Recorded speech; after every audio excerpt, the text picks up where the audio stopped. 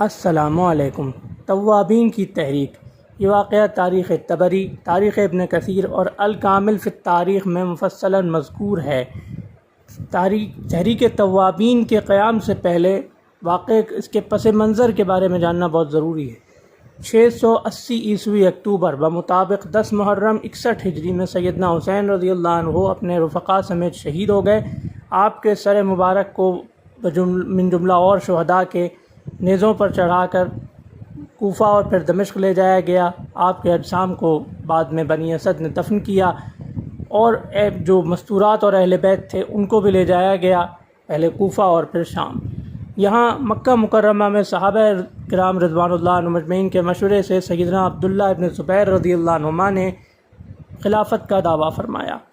ادھر بنو امیہ نے کوفہ اور اس کے آس پاس میں ان لوگوں کو گرفتار کرنا اور اذیتیں دینا شروع کیا جن پر سیدنا علی کرم اللہ وجہہ اور ان کی اولاد سے بے انتہا محبت کرنے کا شبہ بھی ہوتا تھا۔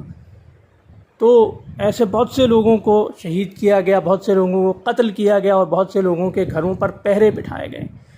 تو اس کے بعد پھر انہی میں سے ایک مختار ثقفی بھی تھے جو حضرت عبداللہ ابن عمر رضی اللہ عنہما کے بہنوئی تھے، لیکن کچھ عرصے بعد حضرت عبداللہ ابن عمر رضی اللہ عنہما کی سفارش پر انہیں رہائی مل گئی۔ انہوں نے سب سے پہلا کام یہ کیا کہ حضرت حسین رضی اللہ عنہ کے انتقام کے لیے تحریک کی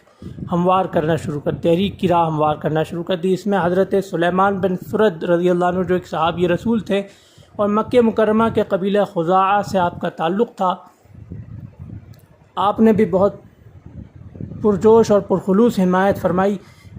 ایسے تقریباً 80,000 کا لشکر جمع ہو گیا۔ پہلے یہ تمام لوگ حضرت حسین رضی اللہ عنہ کے آرامگاہ پر حاضر ہوئے اور بہت کریوزاری کی اور بہت ندامت کا اظہار کیا۔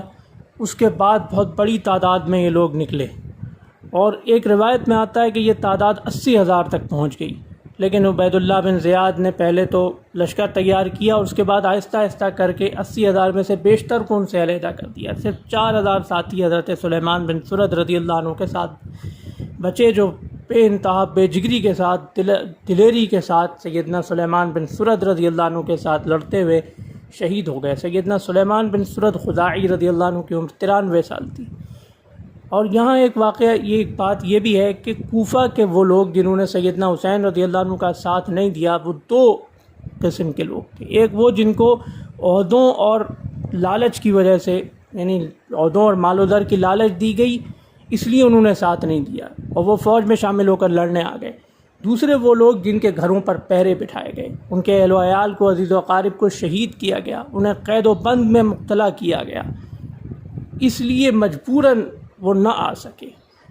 وہ جو توابین نکلے تھے، یہ توابین وہ لوگ تھے جو نہ آ سکے مجبوری کے تحت، جن کے گھروں پر پہرے بٹھائے گئے تھے، جن کو قید و بند کی تکلیفوں میں، صعوبتوں میں مبتلا کیا گیا تھا، اور جن کے اہل و عیال کو شہید کیا گیا تھا، اس لیے وہ نہ آ سکے۔ یہ وہ لوگ تھے۔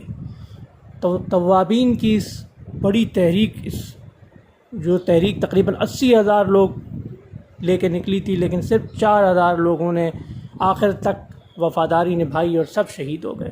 تو یہ تھا تحریک توابین کے پس منظر سے لے کر دردناک انجام تک مکمل واقعہ۔ انشاءاللہ اگلی ویڈیو میں ایسے ہی کسی واقعے کے ساتھ، اسلامی واقعے کے ساتھ حاضر خدمت ہوں گے۔ اللہ حافظ۔